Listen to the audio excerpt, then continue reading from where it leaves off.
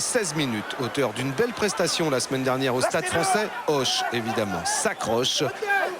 Ballon pour Cousier. Cousier pour Albert. Albert pris par Manas. Il réussit à libérer sur Bastide. Bastide qui fixe le crochet intérieur derrière de Thierry Brana sur Arambourou. Et Brana qui va inscrire le premier essai au Citin après 20 minutes. 4 minutes seulement après Porcu.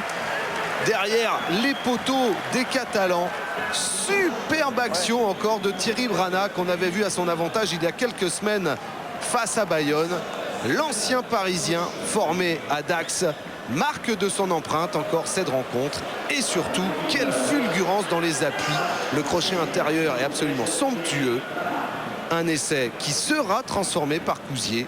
Et Auch qui après donc 20 minutes repasse devant et reprend l'avantage pour mener 10-7. Vexé, les Catalans tentent de réagir. Ballon perdu, Vaki récupère. Vaki en tampon sur Bontinck.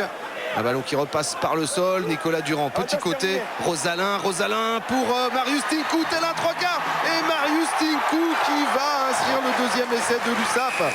Après 35 minutes, un essai d'un talonneur à la manière d'un 3/4, s'il vous plaît. Toute la rage de vaincre sur le visage du Roumain.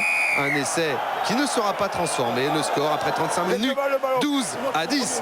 Suivez bien cette pénalité en faveur des Catalans. Joué rapidement à la main par Nicolas Durand. Durand pour Chouli. Chouli pour son talonneur Tinkou. Interception d'Albert. Albert face à Porrical qui libère sur l'extérieur pour Barcella.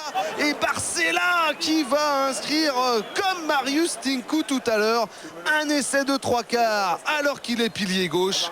Essai qui sera transformé par Cousier. Surtout, regardez la manière dont ce pilier attrape ce ballon d'une main.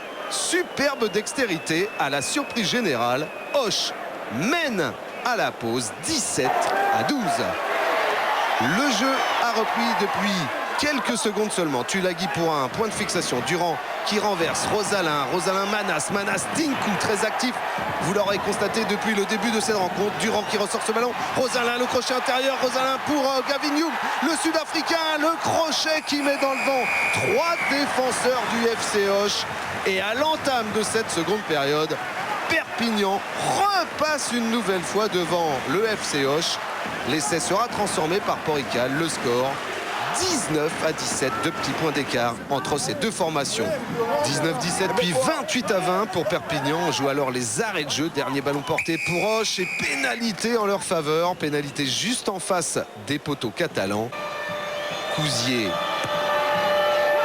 s'applique et passe la pénalité. Score final 28-23. 5e bonus défensif de la saison pour le FC Auch. Et grand ouf de soulagement tout de même pour Perpignan. On connaissait les valeurs de cette équipe d'Auch. On avait vu la semaine dernière qu'ils avaient failli faire un coup à Paris. On les connaissait accrocheurs, vaillants et organisés. Ils nous l'ont démontré ce soir et on a eu du mal à se sortir de leur griffe.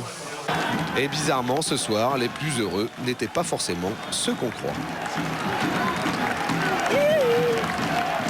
Eh oui, pas simple pour les Catalans. Auch avait perdu il y a quelques semaines à domicile contre Albi. Depuis, belle réaction. Bonus défensif arraché à Paris. Bonus défensif aujourd'hui à Perpignan. Du coup, c'était le paradoxe. Dans les vestiaires, les Occitans battus avaient le sourire. Alors qu'à quelques mètres de là, dans le vestiaire catalan, ça faisait plutôt la gueule, comme on dit.